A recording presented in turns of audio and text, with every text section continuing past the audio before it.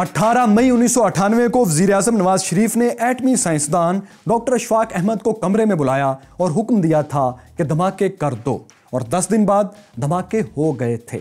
लेकिन अब पाकिस्तान पर चारों तरफ से पाबंदियां लग चुकी थीं और ये मुआशी पाबंदियां ख़त्म कर दो के हुक्म से ख़त्म नहीं हो सकती थीं। ये वो गिरें थीं जिन्हें दांतों से खोलना भी मुश्किल था। पाकिस्तान ने आलमी पाबंदियों से कैसे मुकाबला किया? और क्या आप जानते हैं नवाज शरीफ ने एक आर्मी चीफ से जबरदस्ती इस्तीफा भी लिया था। मैं हूं फैसल वड़ाइच और देखो सुनो जानो की हिस्ट्री ऑफ पाकिस्तान सीरीज में आज हम आपको यही सब दिखाएंगे।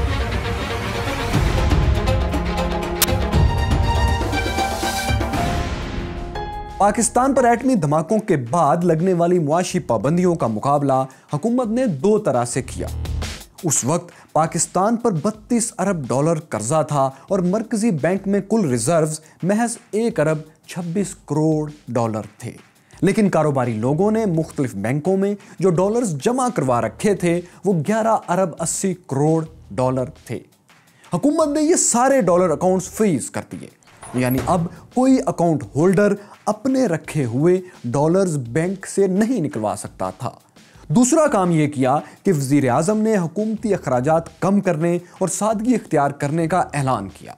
उन्होंने कौम से खिताब में कहा कि पाकिस्तानी कौम पाबंदियों का मुकाबला पेट पर पत्थर बांध कर करेगी।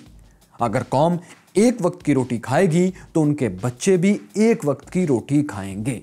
उन्होंने वज़ीर आज़म सेक्रेटेरिएट छोड़ने का ऐलान करते हुए कहा कि अब सरकारी रहायशगाहों को ख़त्म करके उनकी जगह हस्पताल और तालीमी इदारे बनाए जाएंगे।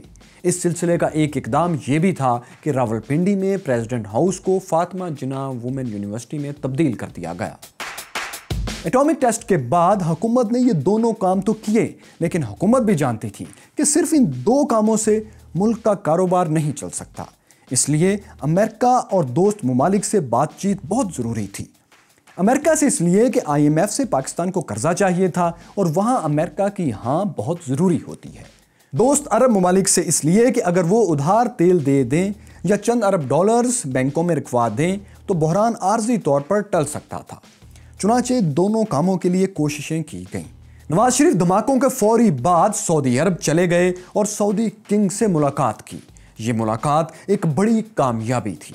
सऊदी फरमानरवाज शाह फहद ने ज़बरदस्त ऐलान किया कि कुछ हो जाए हम पाकिस्तान के साथ खड़े हैं।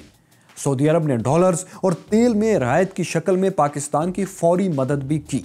और यही नहीं, उन्होंने वली अहद शहजादा अब्दुल्ला बिन अब्दुल अजीज़ को भी पाकिस्तान भेजने का ऐलान कर दिया, जो उसी साल अक्टूबर में पाकिस्तान आए भी। सिर्फ सऊदी अरब ही नहीं, ईरान भी पाकिस्तान के साथ खड़ा हो गया। ईरानी सफीर ने भी वज़ीर आज़म नवाज शरीफ से मुलाकात की और कहा कि ईरान पाकिस्तान को तन्हा नहीं छोड़ेगा। तुर्की ने भी पाकिस्तान का साथ देने का खुला ऐलान किया। पाकिस्तान के इन तीनों बड़े और ताकतवर दोस्तों के अलावा अफगानिस्तान से भी एक पैगाम आया जो शायद किसी के वहमो गुमान में भी नहीं था। अफगानिस्तान से मुल्ला उमर ने वज़ीर आज़म को पैगाम पहुंचाया कि अगर किसी ने पाकिस्तान पर हमले की कोशिश की तो अफगान तालिबान पाकिस्तान के साथ खड़े होंगे। अब तुर्की, ईरान और सऊदी अरब पाकिस्तान के साथ खड़े हो गए थे और रह गया पाकिस्तान का पुराना लव एंड हेट रिलेशनशिप वाला दोस्त यूनाइटेड स्टेट्स ऑफ अमेरिका। तो अमेरिकी सदर बिल क्लिंटन को हुकूमत ने कायल कर लिया कि उसके धमाके भारत के रद्द-ए-अमल में कम से कम दिफाई सलाहियत दिखाने के लिए थे। पाकिस्तान एटमी फैलाव नहीं चाहता और उसके जारहाना अज़ाइम भी नहीं है। यूं अमेरिका मान गया कि वो IMF के कर्ज में पाकिस्तान की मुखालफत नहीं करेगा। अमेरिका ये भी मान गया कि F-16 तैयारों के सिलसिले में जो रकम अमेरिका ने पाकिस्तान को देना थी उसके एक हिस्से के बदले 360,000 टन गंदुम पाकिस्तान भिजवा देगा। तारीख के रिकॉर्ड के लिए बता दें कि उस वक्त पाकिस्तान में गंदुम का बहरान भी था और अमेरिकी किसानों के पास अपनी ज़रूरत से ज़्यादा गंदुम थी, लेकिन उन्हें कोई ख़रीदार नहीं मिल रहा था। तो अमेरिका ने यह गंदुम पाकिस्तान को बेचकर रकम अपने किसानों को दिलवा दी। वो रकम जो पाकिस्तान पहले से अमेरिका को F-16 तैयारों के सिलसिले में अदा कर चुका था, लेकिन अमेरिका तैयारे देने से इनकार कर रहा था। यानी जेट्स की जगह गंदुम आ गई और ये एक विन विन डील थी। ان اقدامات سے پاکستان کا معاشی بحران کسی حد تک کنٹرول میں آ گیا، لیکن اس کے لیے پاکستان نے جو بیانیہ دنیا کے سامنے پیش کیا تھا وہ یہ تھا کہ ہم نے بھارت کے جواب میں ایٹمی دھماکے کیے ہیں، اور اس بیانیے کو عالمی طاقتوں نے قبول کیا تھا اور پابندیاں نرم کی تھیں۔ اس لیے اب پاکستان اور بھارت دونوں سے عالمی سطح پر یہ مطالبہ کیا جانے لگا کہ آپ اپنے تعلقات ٹھیک کریں تاکہ دوبارہ ایٹمی دھماکوں کی نوبت نہ آئے۔ چاگی میں ایٹمی تجربات کے صرف ایک ہفتے بعد جنیوا میں اقوام متحدہ کے سب سے طاقتور ادارے سلامتی کونسل میں 5 عالمی طاقتوں نے پاکستان اور بھارت سے یہی مطالبہ کیا۔ اس کے علاوہ چین، روس اور امریکہ بھی دونوں ممالک پر مسئلہ کشمیر حل کرنے کے لیے مذاکرات کے آغاز کے لیے زور دے رہے تھے۔ ایسے میں نواز شریف اور اٹل بہاری واجپئی سری لنکا کے شہر کولمبو میں ملاقات کے لیے تیار ہو گئے۔ یہ ایک بہت بڑا فیصلہ تھا، لیکن اس فیصلے میں ایک مسئلہ تھا، اور وہ یہ کہ وزیر اعظم نواز شریف نے یہ فیصلہ کرنے سے پہلے فوج سے مشورہ نہیں کیا تھا۔ چنانچہ پاک فوج کے جرنیل ایک بار پھر نواز شریف سے ناراض ہو گئے۔ لیکن صرف یہی ایک بات نہیں تھی جس کی وجہ سے اعلیٰ فوجی قیادت وزیر اعظم سے ناراض تھی، بلکہ 2 اور بھی ایسے بڑے فیصلے تھے جن میں فوجی قیادت کو اعتماد میں نہیں لیا گیا تھا۔ ایک یہ تھا کہ وزیر اعظم نے کالا باغ ڈیم بنانے کا اعلان کر دیا تھا، جس کے خلاف پیپلز پارٹی اور ANP نے اتحاد بنا لیا تھا۔ آج شاید اس کی نوعیت سمجھنا مشکل ہو، لیکن اس وقت یہ معاملہ بہت حساس نوعیت اختیار کر گیا تھا۔ دوسرا اہم فیصلہ 15ویں ترمیم کا تھا، جس کے ذریعے نواز شریف ملک میں شریعت نافذ کرنا چاہتے تھے۔ نماز کا نظام تو قائم بھی کر دیا گیا تھا، لیکن اس ترمیم کا ایک دوسرا پہلو یہ بھی تھا کہ اس کے بعد وزیر اعظم کے اختیارات میں ممکنہ طور پر بہت اضافہ ہو جاتا۔ تو ان تینوں معاملات یعنی انڈیا سے تعلقات، کالا باغ ڈیم اور 15ویں آئینی ترمیم، ان تینوں پر فوجی قیادت کے تحفظات بہت شدید تھے۔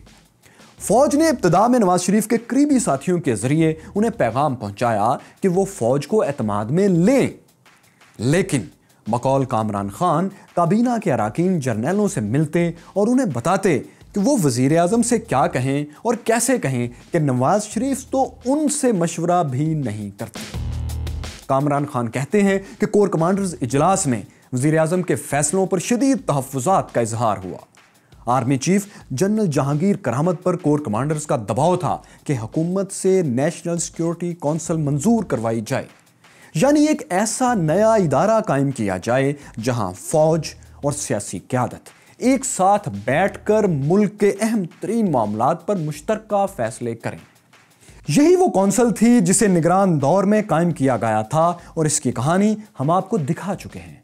کور کمانڈرز کے اجلاس کے چند گھنٹوں بعد 5 اکتوبر 1998 کو آرمی چیف نے نیول کالج لاہور میں ایک تقریب سے خطاب کرنا تھا۔ آپ اس سارے پس منظر کو ذہن میں رکھیں اور پھر دیکھیں کہ نیول کالج کی تقریب میں کیا ہوا۔ انہوں نے لاہور میں نیول کالج کے طلباء کے سامنے کھڑے ہو کر کہا کہ ملک کے اہم فیصلوں کے لیے ایک اعلیٰ سطح پر کونسل بنائی جانی چاہیے، جس میں باقی لوگوں کے ساتھ جوائنٹ چیف ہیڈ کوارٹر، وزارت دفاع اور مسلح افواج بھی شامل ہوں۔ جوانوں اور طلباء کے سامنے آرمی چیف نے کھل کر قومی پالیسیوں، اقتصادی صورتحال، دوسرے ممالک سے تعلقات، سندھ کے حالات اور چھوٹے صوبوں کے احساس محرومی پر بے لاگ تبصرے کیے۔ صرف یہی نہیں، وہ اور آگے بڑھے اور انہوں نے ملک کے ان اداروں کے بارے میں بھی اپنی رائے دینا شروع کر دی جو ان کے انڈر نہیں آتے تھے۔ انہوں نے کہا قومی اداروں کو ماہر قیادت کے سپرد کرنا چاہیے۔ اس سے تاثر یہ ملا کہ آرمی چیف سیاسی حکومت پر تنقید کر رہے ہیں اور اس کی کارکردگی سے خوش بھی نہیں ہیں۔ اس خبر نے ملک میں کوہرام مچا دیا۔ سابق آرمی چیف اسے حکومت کے لیے وارننگ کہہ رہے تھے اور اپوزیشن اس بیان پر خوش تھی، کیونکہ اپوزیشن کو لگتا تھا کہ اب فوج ان کے ساتھ کھڑی ہوگی اور نواز شریف کو اقتدار سے نکالنا آسان ہو جائے گا۔ ستم ظریفی دیکھیے کہ یہ نیشنل سیکیورٹی کونسل جس کی اب بینظیر بھٹو اپنے اتحادیوں سمیت حمایت کر رہی تھیں، اسی کونسل کی محترمہ بھٹو نے نگران دور میں مخالفت کی تھی، اور یہی نواز شریف جو آج وزیر اعظم بن کر نیشنل سیکیورٹی کونسل کی مخالفت کر رہے تھے، الیکشن سے پہلے اس کی حمایت کر رہے تھے، کیونکہ اس وقت انہیں بینظیر بھٹو کو شکست دینے کے لیے فوج کی حمایت کی ضرورت تھی۔ تو بہرحال اس خبر نے پورے ملک کا نظام اوپر نیچے کر دیا۔ ملک میں نئے نظام کی باتیں ہونے لگیں، لیکن حیرت انگیز طور پر حکومت خاموش تھی، اور نہ صرف خاموش تھی بلکہ حکومت نے آرمی چیف کی تقریر کے اس متنازع حصے کو بھی خاموش کر دیا، یعنی سرکاری ٹی وی اور ریڈیو پر نشر ہونے سے روک دیا۔ یہ سیاسی حکومت کی طرف سے فوج کے لیے پہلی بڑی سینسرشپ تھی۔ مری میں انگریز دور کا ایک گورنر ہاؤس ہے۔ اس گورنر ہاؤس میں اس بیان کے بعد نواز شریف اور آرمی چیف کی پہلی ملاقات ہوئی۔ نواز شریف آرمی چیف کو علیحدگی میں لے گئے اور کہا کہ آپ استعفیٰ دے دیں۔ یہ بہت ڈرامائی صورتحال تھی۔ پاکستان میں کسی آرمی چیف سے کبھی کسی وزیر اعظم نے استعفیٰ نہیں لیا تھا۔ صرف ریکارڈ کے لیے بتاتے چلیں کہ 1972 میں کمانڈر ان چیف جنرل گل حسن، جو پاک فوج کے آخری کمانڈر ان چیف تھے، ذوالفقار علی بھٹو کے زمانے میں ان کا کورٹ مارشل ہوا تھا۔ آخری اس لیے کہ ان کے بعد کمانڈر ان چیف کا عہدہ ہی ختم کر دیا گیا تھا اور اس کی جگہ آرمی چیف کا عہدہ تخلیق کیا گیا تھا۔ جنرل گل حسن کو نوکری سے برخاست کر دیا گیا تھا اور ان سے تمام اعزازات، مراعات اور پینشن کی سہولت تک واپس لے لی گئی تھی۔ لیکن یہ سب کچھ حمود الرحمان کمیشن رپورٹ کی فائنڈنگز اور اس کی کمپائلیشن کے درمیان ہوا تھا۔ کہتے ہیں جنرل گل حسن سے مصطفیٰ کھر نے بھٹو کے کہنے پر گن پوائنٹ پر استعفیٰ لیا تھا۔ جنرل گل حسن اس کے بعد مختلف ممالک میں پاکستان کے لیے سفیر کے خدمات سر انجام دیتے رہے۔ تو خیر، آرمی چیف جنرل جہانگیر کرامت کے لیے یہ غیر معمولی صورتحال تھی۔ انہوں نے اپنے ساتھیوں اور کور کمانڈر سے مشورہ کیا کہ وزیر اعظم نے استعفیٰ مانگا ہے، اب کیا جائے تو کیا کیا جائے۔ مشاورت کے پہلے ہی گھنٹے میں آرمی چیف جنرل جہانگیر کرامت پر یہ بات واضح ہو گئی تھی کہ اب دو ہی صورتیں ہیں، یا تو وہ خود استعفیٰ دیں یا وزیر اعظم نواز شریف سے استعفیٰ لے کر اقتدار پر قبضہ کریں۔ آرمی چیف کے لیے یہ ایک امتحان کا وقت تھا۔ انہوں نے فوری فیصلہ کیا اور 24 گھنٹوں سے بھی کم وقت میں استعفیٰ دے دیا۔ یوں جنرل جہانگیر کرامت کا امتحان تو ختم ہو گیا، لیکن نواز شریف کا نیا امتحان شروع ہو گیا۔ اب وہ لمحہ تھا جب پاکستان میں 20 سال میں پہلی بار آرمی چیف کا انتخاب وزیر اعظم کو کرنا تھا۔ اس سے پہلے تک وزیر اعظم نہیں بلکہ طاقتور صدر ہی آرمی چیف کی تقرری کرتا تھا، اور یہ سلسلہ ضیاء الحق کے دور سے چلا آ رہا تھا۔ لیکن آئین میں 13ویں ترمیم کے بعد یہ اختیارات اب وزیر اعظم کے پاس تھے۔ اب نواز شریف کے سامنے 3 نام تھے جن میں سے کسی ایک کو آرمی چیف بنانا تھا۔ ایک تھے سینئر موسٹ لیفٹیننٹ جنرل علی کلی خان۔ یہ علی کلی خان وہی جرنیل ہیں جنہوں نے آپریشن خلافت کی سنسنی خیز واردات ایکسپوز کر کے پاک فوج اور بینظیر حکومت کو ایک بڑے سانحے سے بچایا تھا۔ دوسرے سینئر موسٹ جنرل تھے لیفٹیننٹ جنرل خالد نواز۔ یہ وہی جنرل تھے جو آزاد کشمیر کے زلزلے میں بہت زیادہ متحرک رہے اور لوگوں کی جانیں بچانے کا باعث بھی بنے۔ لیکن تیسرے نمبر پر اردو سپیکنگ، نئی دہلی میں پیدا ہونے والے، کراچی سے تعلق رکھنے والے مہاجر جرنیل لیفٹیننٹ جنرل پرویز مشرف تھے۔ یہاں نواز شریف کو 2 جگہوں سے مشورہ ملا۔ ایک سیکرٹری دفاع افتخار علی خان کی طرف سے، جنہوں نے لیفٹیننٹ جنرل علی کلی خان کے بارے میں اچھی رائے نہیں دی۔ یہ سیکرٹری دفاع جنرل افتخار، جنہوں نے علی کلی خان کے آرمی چیف بننے کی مخالفت کی تھی، چودھری نثار علی خان کے بھائی تھے۔ دوسرا مشورہ انٹیلیجنس ایجنسیوں کی طرف سے آیا، جس میں بتایا گیا کہ پرویز مشرف ایک گرم مزاج کے جلد باز انسان ہیں جو پاک فوج کی کمان کے لیے بالکل موزوں نہیں۔ لیکن ایک تیسرا شخص بھی تھا جس نے نواز شریف کو مشورہ دیا کہ پرویز مشرف ہی سب سے قابل جرنیل ہیں اور آپ کی حکومت کے لیے سب سے بے ضرر بھی۔ نواز شریف نے اس تیسرے شخص کی رائے مان لی اور سینئر 3 جرنیلوں کو چھوڑ کر تیسرے نمبر کے ایسے جرنل کو جس کے متعلق خفیہ ایجنسیوں کی رائے بھی اچھی نہیں تھی، انہیں آرمی چیف بنا دیا۔ ایک صحافی نے اس وقت وزیر اعظم نواز شریف سے سوال کیا کہ آپ نے سینئر جرنیلوں کو چھوڑ کر جونیئر جنرل کو آرمی چیف کیوں بنایا؟ تو نواز شریف نے کہا، میں اس سوال کا جواب دینا ضروری نہیں سمجھتا، اور تاریخ گواہ ہے کہ پھر نواز شریف کو آئندہ زندگی میں اسی سوال کا جواب بار بار دینا پڑا۔ یہ نواز شریف کی ایسی غلطی تھی جسے وہ آج بھی تسلیم کرتے ہیں اور کہتے ہیں کہ انہیں لیفٹیننٹ جنرل علی کلی خان ہی کو آرمی چیف بنانا چاہیے تھا، لیکن جلد بازی میں غلط فیصلہ ہو گیا۔ علی کلی خان نے بعد میں پی ٹی آئی جوائن کر لی۔ اور کیا آپ جانتے ہیں کہ یہ تیسرا شخص کون تھا جس نے نواز شریف کو مشورہ دیا تھا کہ جنرل مشرف کو آرمی چیف بنائیں؟ یہ تھے حامد اصغر کدوئی۔ یہ وہی شخص تھے جو کبھی مہران بینک کے ڈائریکٹر تھے، وہی مہران بینک جس نے 1990 میں IGI کے لیے ISI کی طرف سے رقم فراہم کی تھی، اور یہ وہی حامد اصغر تھے جنہیں نواز شریف نے کینیا کا سفیر مقرر کیا، اور جب پرویز مشرف نے کو کیا تو انہوں نے بھی انہیں سفیر برقرار رکھا۔ تو یوں 8 اکتوبر کو جنرل مشرف نے بطور آرمی چیف پاک فوج کی کمان سنبھال لی۔ اب اس مہاجر جرنیل کو کمان سنبھالے 1 ہفتہ اور 3 دن ہوئے تھے کہ کراچی میں پاکستان کا مشہور ترین مہاجر گولیوں سے چھلنی کر دیا گیا۔ یہ 78 سالہ بوڑھا مہاجر حکیم سعید تھا جو پاکستان سے عشق کی خاطر اپنا سب کچھ دہلی میں چھوڑ کر پاکستان آ گیا تھا، یہاں تک کہ وہ اپنے بڑے بھائی کے سمجھانے پر بھی نہیں مانے تھے۔ حکیم محمد سعید سندھ کے سابق گورنر اور ہمدرد یونیورسٹی سمیت درجنوں اداروں کے بانی تھے۔ وہ بچوں کے لیے رسالے اور کتابیں چھاپتے، بڑوں کے لیے میگزین نکالتے، بیماریوں پر تحقیقات کرواتے اور غریبوں کا مفت علاج کرتے۔ وہ پاکستان کے چند غیر متنازع اور مقبول ترین لوگوں میں سے تھے۔ انہیں 18 اکتوبر کی صبح ان کے کلینک کے دروازے پر گولیاں مار کر شہید کر دیا گیا۔ وہ برسوں پہلے پاکستان کی سرزمین کو مدینہ جیسی ریاست سمجھ کر ہندوستان سے ہجرت کر کے آئے تھے۔ ان کی شہادت پر جاوید چودھری نے لکھا تھا کہ ان کا بھارت میں رہ جانے والا بھائی آج سوچتا ہوگا کہ حکیم سعید مدینے میں مارا گیا اور میں کربلا میں زندہ ہوں۔ نواز شریف نے اس قتل کا الزام MQM اور الطاف حسین پر لگایا۔ ممکن ہے ان کے پاس اس کی کوئی انٹیلیجنس اطلاع ہو، لیکن اس الزام کے بعد سندھ میں نون لیگ کا MQM سے اتحاد ٹوٹ گیا اور نواز شریف کو سندھ میں گورنر راج لگانا پڑا۔ صوبہ سرحد یعنی KPK میں بھی نون لیگ سے ANP ناراض تھی، کیونکہ نواز شریف ان کے مطالبے کہ صوبے کا نام پختونخوا رکھا جائے قبول نہیں کر رہے تھے۔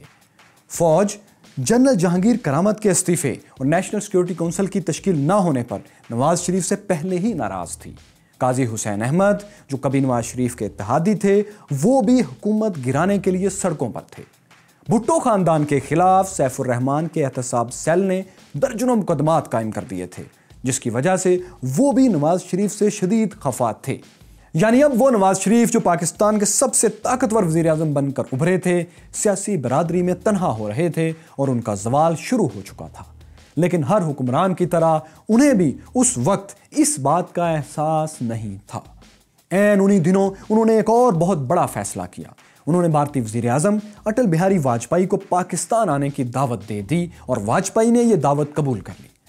لیکن ایک بار پھر نواز شریف نے اس فیصلے سے پہلے فوج کی اعلیٰ قیادت کو اعتماد میں نہیں لیا تھا۔ اس فیصلے کے کیا نتائج نکلے؟ امریکہ نے سمندر سے 100 کروز میزائل فائر کیے جو سیکنڈز میں پاکستانی فضائی حدود میں داخل ہو گئے۔ پھر کیا ہوا؟